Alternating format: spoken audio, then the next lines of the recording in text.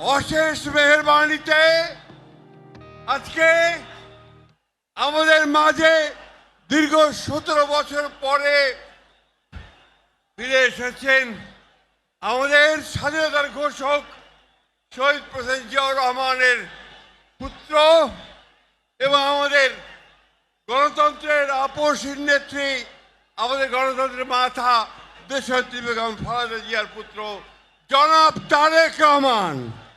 আমরা বাংলাদেশের মানুষের পক্ষ থেকে তাকে স্বাগত জানাচ্ছি।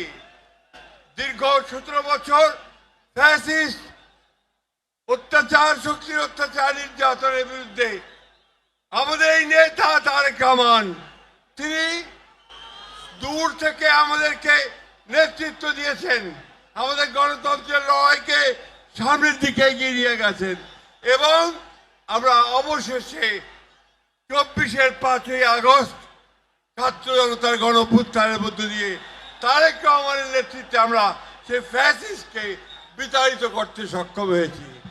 আজকে সেই নেতা এই দীর্ঘ নির্যাতন